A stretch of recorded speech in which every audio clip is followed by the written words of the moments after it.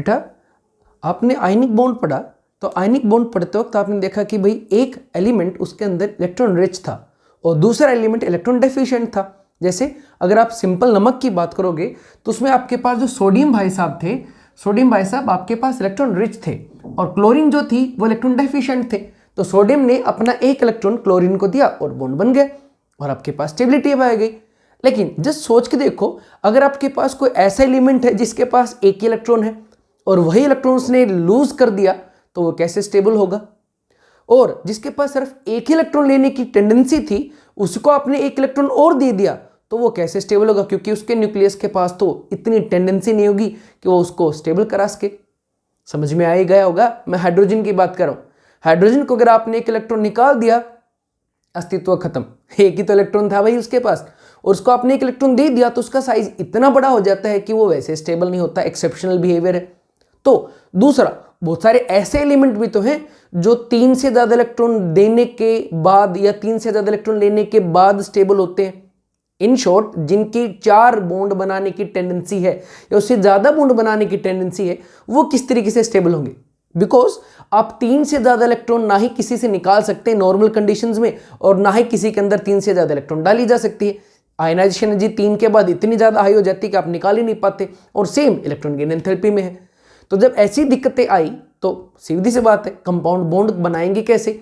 और इस चीज को समझाने के लिए आपके पास अब एक सिंपल सी चीज आई और वो थी कोवेलेंट बॉन्ड। को वर्ड सबने पहले से ही कई बार सुना हुआ वर्ड है बेटा। को का मतलब ही क्या होता है आपके पास? टुगेदर। तो बेसिक सी बात है, ये वाला जो बॉन्ड है इसको मैं सिंपल लैंग्वेज में कहूं तो इट इज म्यूचुअल भाईचारा बॉन्ड। आपके पास एक पार्टनरशिप वाला बॉन्ड है कोवेलेंट बॉन्ड, जिसके बारे में फिलहाल इस वीडियो में आप देखेंगे। तो जो कोवेलेंट बॉन्ड है आपके पास, उसकी थोड़ी सी इंट्रोडक्शन देखते हैं। है क्या? 9th क्लास में आपके पास आ गया था, तो सिंपल सी 9th से स्टार्ट करते हैं। The bond formed by the mutual sharing of the electron. Electrons की म्यूचुअल शेयरिंग की वजह से बनने वाला जो बॉन्ड है उसी का नाम क्या है? Covalent bond. दो आपके पास number of electron shared calculated using octet rule. आपके पास इलेक्ट्रॉन जब म्यूचुअल शेयर होंगे तो कितने शेयर होंगे उसको पता करने के लिए आपको किस चीज की जरूरत पड़ी? ऑक्टेट रूल की जरूरत पड़ी। ऑक्टेट रूल में जितने इलेक्ट्रॉन कोई भी एलिमेंट शेयर करता है, मैक्सिमम टेंडेंसी बॉन्ड फॉर्म करने की, जितने इलेक्ट्रॉन शेयर हुए तो उसकी टेंडेंसी है ना बॉन्ड फॉर्म करने की। तो the maximum tendency of an element to form covalent bond is termed as covalency. Valency word तो सबने सुन ही रखा है। वैलेंसी क्या होती है? किसी भी एलिमेंट की बॉन्ड फॉर्मिंग टेंडेंसी, कि भाई कितने फॉर्म करेगा। तो maximum covalent bond forming tendency का नाम क्या रख दिया? कोवेलेंसी। अब कोवेलेंसी कैसे निकलेगी? तो कोवेलेंसी वही आपका टॉपिक 9th वाला, उसी से निकलेगी। रो टॉपिक क्या कह रहा था भाई? ऑक्टेट रूल के हिसाब से निकलेगी। ऑक्टेट रूल ने क्या कहा? नाम में ही ऑक्ट है, ऑक्ट मतलब 8। तो हरे कहा कि हर एक एलिमेंट है ना अपने आप को है ना 8 इलेक्ट्रॉन रख के स्टेबल रखेगा। 8 इलेक्ट्रॉन क्यों? क्योंकि 8 इलेक्ट्रॉन वाली जो फैमिली है ना बेटा, 8 इलेक्ट्रॉन वाली फैमिली कौन है आपके पास? Neon, argon, krypton, xenon, radon. ये जो फैमिली है 8 इलेक्ट्रॉन वाली, जिनके सबके पास आउटर मोस्ट में 8-8 इलेक्ट्रॉन है, ये बहुत ज्यादा स्टेबल थे, किसी से रिएक्ट ही नहीं करते थे, इनकी एनर्जी काफी मिनिमम थी। तो कहा गया कि भाई सबसे ज्यादा स्टेबल हैं। और अगर आपने फर्स्ट लेक्चर ध्यान से सुना हो तो सारा इशू ही किस चीज का है? To attain stability. आपके एलिमेंट बॉन्ड एक दूसरे के साथ जुड़ ही क्यों रहे हैं? स्टेबिलिटी को अटेन करने के लिए। तो यहां पर यही चीज थी कि इनकी नकल करेगा हर एक एलिमेंट, जैसे हर कोई नकल करता ही है, तो हर एक एलिमेंट भी उन एलिमेंट्स की नकल करेगा जो सबसे ज्यादा स्टेबल हैं। और बताया गया कि जो सबसे ज्यादा स्टेबल हैं उनके आउटर मोस्ट में कितने इलेक्ट्रॉन है? 8 इलेक्ट्रॉन है। तो वहीं से आपके पास ऑक्टेट रूल बन के आया 9th क्लास में, जिसने कहा ऑक्ट यानी कि 8, यानी कि भाई हर एक एलिमेंट अपनी आउटर मोस्ट स्टेट में 8 इलेक्ट्रॉन रखना चाहेगा। 8 लेके वो स्टेबल हो जाएगा। 8 इलेक्ट्रॉन कैसे रखेगा? या तो दे के आयनाइजेशन करा के, या लेके इलेक्ट्रॉन गेन करा के, या फिर अब वाला बॉन्ड म्यूचुअल शेयरिंग करा के। तो आपके पास ये सारा कंसेप्ट 9th क्लास बेस्ड है। फिर भी एक छोटा सा रिव्यू, क्योंकि इसके बाद ये बेसिक है, असली थ्योरी तो इसी के बाद आती है बेटा जी आपके पास। तो क्या कहा गया ऑक्टेट रूल में? भाई आपके पास हर एक एलिमेंट अपने आउटर मोस्ट स्टेट में 8 इलेक्ट्रॉन रखेगा। भाई जो छोटे एलिमेंट्स हैं उनके केस में, मतलब भाई छोटे एलिमेंट उनके केस में डुप्लेट पूरा कर लो, ऑब्वियस सी बात है, क्योंकि छोटे वालों में तो सबसे सिंपलेस्ट नोबल गैस कौन सी थी? हीलियम, 2 इलेक्ट्रॉन थे। तो बोले जो छोटे वाले एलिमेंट है दे विल बिहेव आपके पास अकॉर्डिंग टू हीलियम तो उनके आउटर मोस्ट में वो 2 इलेक्ट्रॉन रखना चाहेंगे स्टेबल होने के लिए, अदरवाइज जो भी बाकी एलिमेंट है वो अपने आउटर मोस्ट में 8 इलेक्ट्रॉन रखना चाहेंगे। और उसी से आपके पास कोवेलेंसी डिफाइन की गई। हम कोवेलेंसी भी 9th के टॉपिक के हिसाब से स्टार्टिंग करते हैं, क्योंकि आगे तो कन्फिग्रेशन आपने कर ही रखी है बहुत अच्छे से। आप रूल में इलेक्ट्रॉनिक कन्फिग्रेशन में आपने एनर्जी लेवल्स देख रखे हैं, पर फिलहाल हम बिल्कुल जीरो से शुरू करें ना इस चैप्टर में, तो बेटा अभी देखते हैं कि इलेक्ट्रॉनिक कन्फिग्रेशन कैसे लिखेंगे। इलेक्ट्रॉनिक कन्फिग्रेशन लिखने के लिए हम मैजिक रूल का इस्तेमाल करेंगे। मैजिक रूल क्या था आपके पास? मैजिक रूल क्या था भाई, हर एक एलिमेंट आपके पास स्टेबिलिटी कैसे अटेन करेगा, या तो 2 इलेक्ट्रॉन लेके। सेकेंड और थर्ड पीरियड वाले आपके पास 8-8, फोर्थ फिफ्थ वाले 18-18 और 6th 7th वाले 32-32। अगर इन पीरियड वाइज, ये period 1, period second and third, period 4th and 5th, period 6th and 7th, अगर आउटर मोस्ट में इतने इलेक्ट्रॉन है मतलब वो पीरियड कंप्लीट है, उसके आपके पास ऑक्टेट पूरा है, अदरवाइज भाई दिक्कत है। तो यहीं से आपके पास मैजिक नंबर है। पर आपको ऑक्टेट रूल जो है वो पहले 20 एलिमेंट के लिए डिफाइन किया गया था। तो 20 एलिमेंट के हिसाब से कहा गया कि भाई कन्फिग्रेशन लिखो, और कन्फिग्रेशन लिख के आप वैलेंस इलेक्ट्रॉन फाइंड आउट करो, और वैलेंस इलेक्ट्रॉन के हिसाब से वैलेंसी फाइंड आउट होगी। कैसे? कुछ सिंपल से एक बार एग्जांपल देख लो बेटा। जैसे हाइड्रोजन, हीलियम, एल्यूमिनियम, नंबर तो आपको पता ही होंगे इनके, 1, 2, 13, 14, 15, 16 एंड 17। कन्फिग्रेशन लिख लोगे 9th क्लास के हिसाब से, बिल्कुल KLMN ऐसे शेल बनाते थे। पहली वाली में 2, 1, 2, फिर थर्ड वाली में, सेकंड वाली में 8, थर्ड वाली में भी 8, फोर्थ वाली में 18, फिर 18, ऐसे लिखते थे। बिल्कुल, तो लिखो भाई एल्यूमिनियम में 2, 8, 3 हो गया, 13 थे, तो ऐसे क्लोरीन में 2, 8, 7 हो गया। तो कुछ रैंडम ऐसे ही आपके पास एलिमेंट्स के इलेक्ट्रॉनिक कन्फिग्रेशन लिख रखी है, उनके हिसाब से आपने क्या किया, वैलेंस इलेक्ट्रॉन। वैलेंस इलेक्ट्रॉन तो सबको पता ही है, फिर भी अगर आपको छोटा सा भी कंफ्यूजन है तो the electron of the outermost shell are known as the valence electron. जैसे ये आपकी आउटर मोस्ट शेल है, यहाँ पे एक ही है, वही आउटर मोस्ट है, ये क्या है, वैलेंस इलेक्ट्रॉन, क्योंकि ये कौन सी है, वैलेंस शेल है। ऐसे ही अगर इनकी बात करो तो ये सारे क्या आपके पास आउटर मोस्ट शेल के इलेक्ट्रॉन, तो ये सारे ही क्या कहलाएंगे, वैलेंस इलेक्ट्रॉन। क्या कहलाएंगे बेटा, वैलेंस इलेक्ट्रॉन। और ये जो अंदर वाले इलेक्ट्रॉन रह गए हैं, ये अंदर वाले इलेक्ट्रॉन्स को क्या बोलते हैं आप, नॉन बॉन्डिंग इलेक्ट्रॉन्स। क्या बोलते हैं बेटा इसको, नॉन बॉन्डिंग इलेक्ट्रॉन्स, क्योंकि ये बॉन्डिंग के अंदर पार्टिसिपेट नहीं करेंगे। हाँ, इनका भी रोल आएगा आगे जाके, पर फिलहाल ये नॉन बॉन्डिंग इलेक्ट्रॉन्स है। नेक्स्ट, तो वैलेंस इलेक्ट्रॉन्स अगर आपको पता हो, जैसे वैलेंस इलेक्ट्रॉन के 2 केस बनाने हैं आपको वैलेंसी निकालने के लिए। अगर वो 4 और कम, 4 यहीं पे इंक्लूडेड है बेटा आपके पास, तो जितने वैलेंस इलेक्ट्रॉन वही वैलेंसी है। जैसे इस केस में वैलेंसी 1 है तो 1, 3 है तो 3, 4 है तो 4। लेकिन अगर वैलेंस इलेक्ट्रॉन 4 से ज्यादा हैं, जैसे आपके पास यहां पर आए 5, यहां पे आए 6, 7 या इवन 8, तो आपके पास वैलेंस इलेक्ट्रॉन अगर 4 से ज्यादा आते तो आप वैलेंसी कैसे निकालोगे, 8 माइनस वैलेंस इलेक्ट्रॉन। तो इस केस में वैलेंसी कितनी हो जाएगी, 8 माइनस 5, इस केस में 8 माइनस 7, तो वैलेंसी आ गई कितनी। इस केस में अगर मैं वैलेंसी निकलवाऊं तो आपको सर वैलेंसी आ गई 3, इस केस में वैलेंसी आ गई 2, इस केस में वैलेंसी आ गई 1। वैलेंसी आने का मीनिंग क्या है, मैथमेटिकल रट्टा थोड़ा ना मारना है। वैलेंसी आने का मतलब है भी आउटर मोस्ट में यहाँ पर 4 इलेक्ट्रॉन थे, यहाँ तक अगर मैं बात करूँ इनकी तो 4 इलेक्ट्रॉन थे, 4 के 4 बॉन्डिंग में जा रहे थे। यहाँ पर वैलेंसी आए 3, मतलब आउटर मोस्ट में 5 थे, बॉन्डिंग में कितने गए, 3। आउटर मोस्ट में 6 थे, बॉन्डिंग में कितने गए, 2, 7, 1। बाकी कहाँ गए, बाकियों को भी एक नाम दिया जो आपकी VSEPR थ्योरी और आपकी नेक्स्ट जो VBT थ्योरी उनके अंदर आएगा। ये चीज बहुत काम आने वाली है आपको। ये जो बाकी बच गई हैं इनको बोला गया था लोन पेयर ऑफ इलेक्ट्रॉन, क्योंकि है तो ये भी वैलेंस शेल की बॉन्ड बनाने की एलिजिबिलिटी तो इनके पास भी है, तो ये भी आपके पास बहुत सारे स्ट्रक्चरों में, बहुत सारी शेप्स के अंदर इनका भी अपना खुद का एक अस्तित्व आएगा आपके पास। पर फिलहाल लोन पेयर के आपके पास valence electrons minus valency divided by 2। तो अगर मैं यहां बात करूं तो आपके पास लोन पेयर कितने आ जाएंगे, 2/2 1। यहां बात करूं तो 6 - 2 बाई, हाँ जी 6 - 2/2। यहां पे करूं तो 7 - 1/2।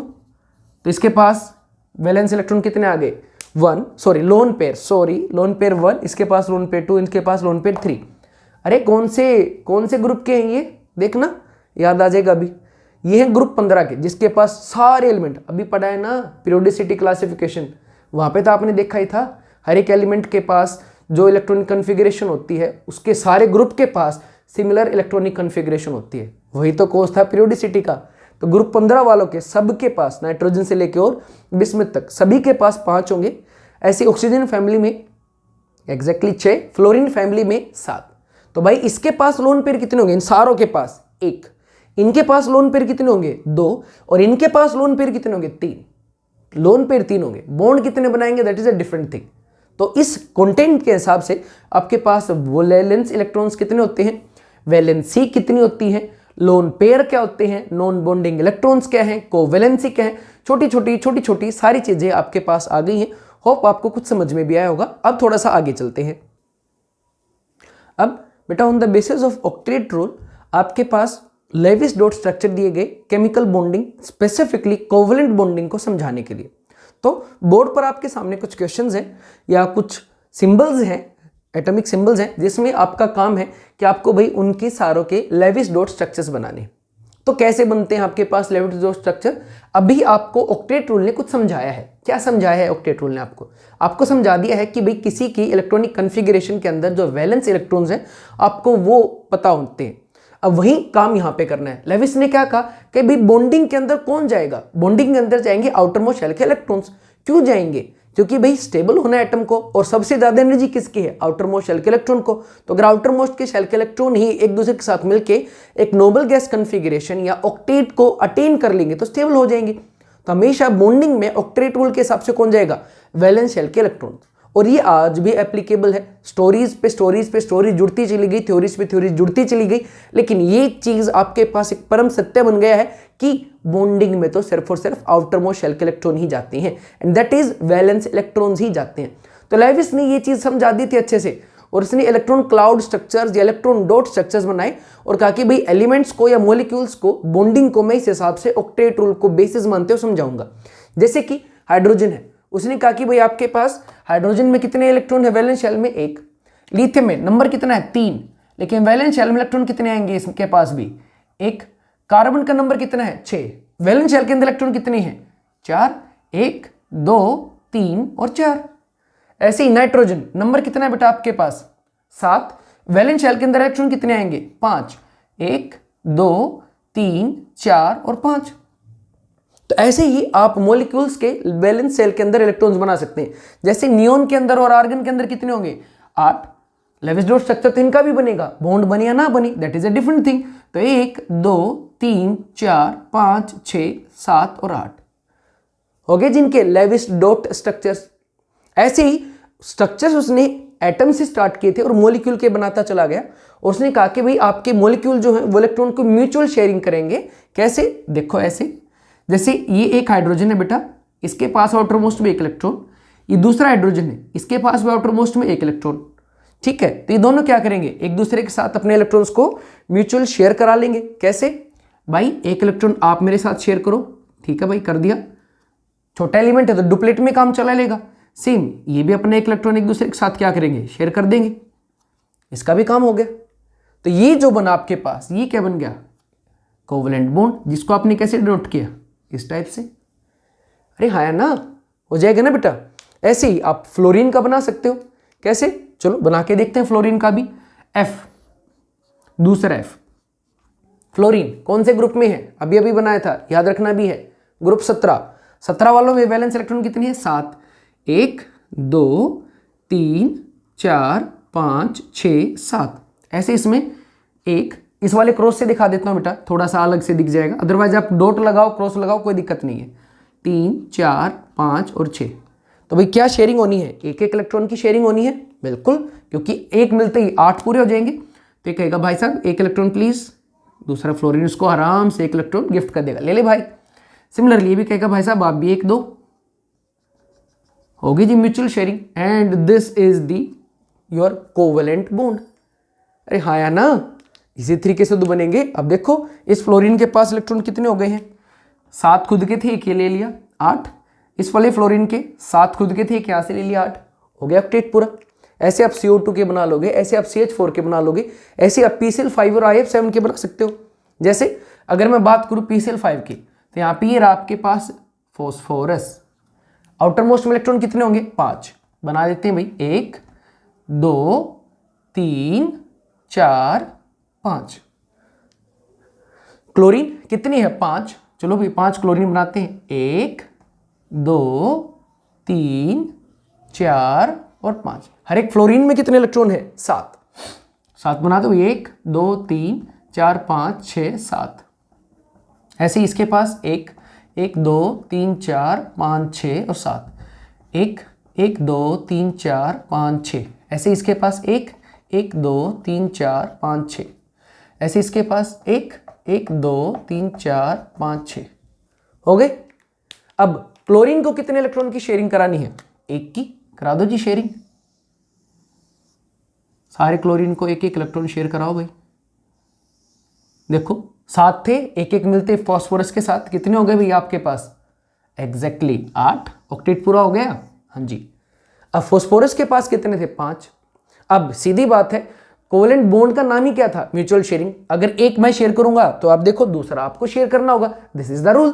तो फॉस्फोरस के क्लोरीन के साथ 5 इलेक्ट्रॉन शेयर हो गए, तो फॉस्फोरस भी इन सारों से 1 1 इलेक्ट्रॉन म्यूचुअली शेयर करा के लेके आएगा। फॉर श्योर करा के लेके आएगा, बिल्कुल कराएगा, हम भी करा देंगे।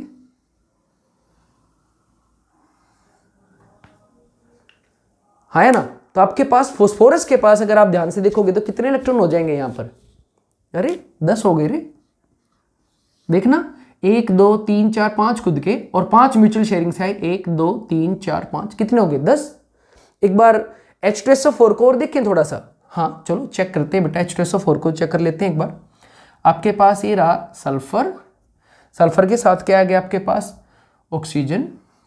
सल्फर के ऑक्सीजन बना लेते हैं, 1 आपके पास 2 3 4 5 और 6 सल्फर के इलेक्ट्रॉन बना लेते हैं। तो H2SO4 का स्ट्रक्चर कुछ ऐसे होगा, ऐसे H2SO4। आपके पास ऑक्सीजन, आपके पास ऑक्सीजन, 4 ऑक्सीजन है। अब ये ऑक्सीजन कितनी शेयर करेगी इसके साथ? 1 2 3 4 5 और हो गए 6। ऑक्सीजन के आउटर मोस्ट में 6, 1 2 3 4 5 6, 1 2 3 4 5 6, 1 2 3 4 5 और ये 6। सबके पास 6 हो गए। हाँ जी। अब बॉन्ड बनवा के देखते हैं, तो इसके साथ कितनी शेयर कर जाएगी दूसरे वाले एक ऑक्सीजन सल्फर के साथ? ऑक्टेट रूल के हिसाब से भाई 2 ऑक्सीजन तो शेयर करेंगी, 2 2, ये भी 2 कर जाएगी। ठीक है, ऑक्टेट पूरा। यस। अब आपके पास सॉरी भाई, सॉरी ये वाली करानी चाहिए थी ताकि स्ट्रक्चर के अंदर सिमेट्री आ जाती। सॉरी बेटा। तो हो गया भाई आपके पास सिमेट्री इस तरीके से। अरे हाँ है ना। तो इसके पास कितने इलेक्ट्रॉन आ जाएंगे? 2। अब ऐसे ही इसकी बात करो, ये कितने इलेक्ट्रॉन लेके जाएगी आपके पास? 1। ये भी कितने लेके जाएगी आपके पास? 1। और इनका 1 1 इलेक्ट्रॉन शेयर हो जाएगा हाइड्रोजन के साथ। इन दोनों का 1 इलेक्ट्रॉन ये शेयर किसके साथ कर लेंगी? हाइड्रोजन के साथ। हाइड्रोजन का डुप्लेट पूरा, सल्फर का ऑक्टेट पूरा। लेकिन अब एक बार सल्फर का हालचाल चेक करना भाई। सल्फर के कितने इलेक्ट्रॉन? 6 तो म्यूचुअल शेयर ही में चले गए। अब सल्फर इसके साथ 2 शेयर किए थे तो इसके भी 2 लेके आएगा। इसके साथ 2 शेयर किए तो इसके साथ 1 शेयर किया तो 1 लेके आएगा। इसके साथ 2 शेयर किए 2, अगले वाले के साथ 2 शेयर किए हैं तो इस वाले से 2। तो टोटल एक बार सल्फर के इलेक्ट्रॉन 2 इससे, 1 1 इनसे, कितने हो गए बेटा? यहाँ से 2, यहाँ से 1 1 4, यहाँ से 2 6। तो सल्फर के पास टोटल इलेक्ट्रॉन कितने हो गए आपके पास? 12। यहाँ फॉस्फोरस के पास टोटल इलेक्ट्रॉन कितने हो गए थे? 10। एक बार AlF3 या BH3 का भी एक बार स्ट्रक्चर बना के देख लो। ये रहा एल्यूमिनियम, आउटर मोस्ट में कितने हैं? 3, 1 2 3। बॉन्ड किसके साथ बना के बैठा है? फ्लोरीन के साथ। 1 फ्लोरीन 2 फ्लोरीन 3 फ्लोरीन। तो आपके पास फ्लोरीन के पास 7 इलेक्ट्रॉन है, 1 2, साथ में 6 इलेक्ट्रॉन बच गए। इसके पास 6 बच गए और ये 6 लिख दिया, जो डिनोट करें भाई आपके पास 6 इलेक्ट्रॉन है। एल्यूमिनियम की वैलेंसी 3 है तो 3 बॉन्ड बनाएगा। लो भाई फ्लोरीन का ऑक्टेट पूरा। लो भाई आपके पास इस फ्लोरीन का ऑक्टेट पूरा, और लो बेटा जी इस फ्लोरीन का भी ऑक्टेट आपका पूरा। 6 ये, 1 ये रहा 7, टोटल 8 8 हो गए। अब एक बार एल्यूमिनियम का हालचाल चेक करोगे प्लीज?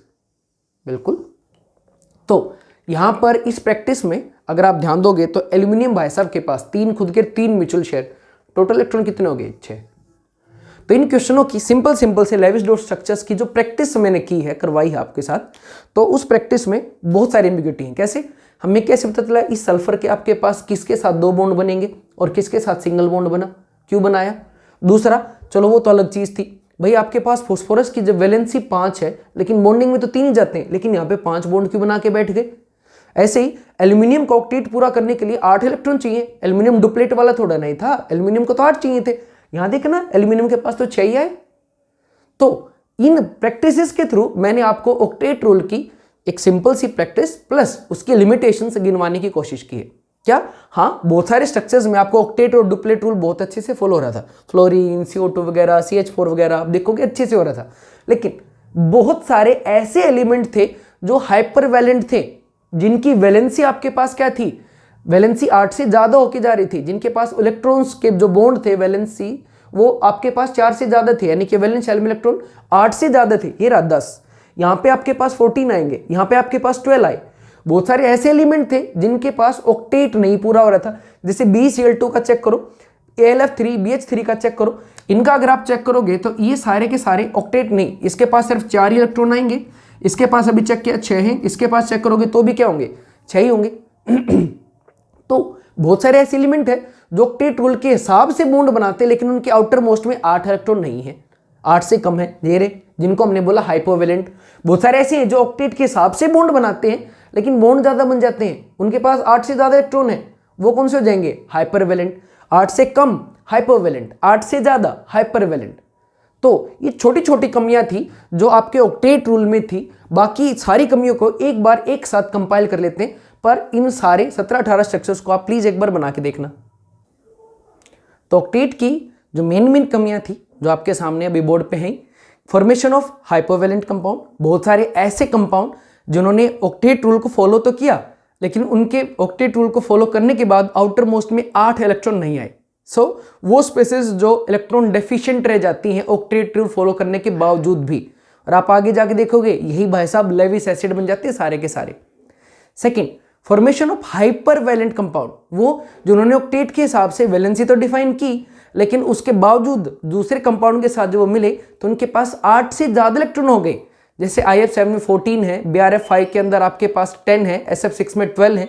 तो ऐसे जिनके पास 8 से ज्यादा इलेक्ट्रॉन है, और आपके पास इनमें से कोई भी स्ट्रक्चर और ज्योमेट्रीज के बारे में कोई क्लियर इंफॉर्मेशन नहीं दे पाया।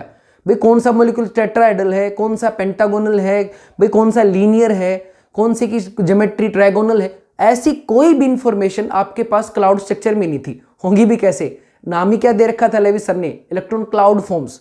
क्लाउड की कोई स्ट्रक्चर होता है इनका स्ट्रक्चर हो बेटा, तो इनका कोई स्ट्रक्चर था भी नहीं। कौन सा कंपाउंड पैरामैग्नेटिक है, अनपेड इलेक्ट्रॉन लिए बैठा है, या कौन सा ऐसा कंपाउंड है, मॉलिक्यूल है जिसके अंदर एक भी अनपेड इलेक्ट्रॉन नहीं है, सारे के सारे पेड फॉर्म में है। तो पैरा और डायमैग्नेटिक यानी कि मैग्नेटिक नेचर के बारे में भी कुछ इंफॉर्मेशन आपके पास इस थ्योरी के अंदर नहीं थी। ऑल्सो कुछ ऐसे मॉलिक्यूल डिस्कवर किए गए जिनके अंदर ओड इलेक्ट्रॉन बॉन्ड्स थे, जैसे C और NO। ओड इलेक्ट्रॉन मतलब 3 इलेक्ट्रॉन के बॉन्ड थे। ऐसे मॉलिक्यूल को समझाने के लिए भी आपके ऑक्टेट रूल के पास कुछ भी नहीं था। फाइनली इन सारी प्रॉब्लमों को देखते हुए आपके पास 2 बेहतरीन थ्योरीज आई, जिनको हम किसी भी अच्छे एग्जाम में दोनों को कंबाइन करके यूज करेंगे, पर पढ़ेंगे बारी बारी दोनों को अलग अलग से। जो थी आपके पास VSEPR theory, valence shell electron pair repulsion theory, जिसमें सारा खेल वैलेंस शेल के इलेक्ट्रॉन्स के रिपल्शन की वजह से था। और नेक्स्ट होगी आपके पास valence bond theory. Valence bond theory आपके पास ऑर्गेनिक में आए, इनऑर्गेनिक में आए, फिजिकल केमिस्ट्री में आए, कहीं पे भी आए बेटा जी। वैलेंस बॉन्ड थ्योरी का मतलब ही होता है hybridisation, intermixing of the orbitals. तो इसने ऑर्बिटल्स की, क्वांटम मैकेनिक्स की कहीं पे किसी चीज का कोई इस्तेमाल नहीं किया। जबकि ये जो अगली थ्योरीज आएंगी इन्होंने थोड़ा थोड़ा सा इलेक्ट्रॉन की वेव नेचर के बारे में, इलेक्ट्रॉन्स के ऑर्बिटल के इंटरमिक्सिंग के बारे में बात की। तो that's it, thank you, hopefully आपको समझ में आ गया होगा।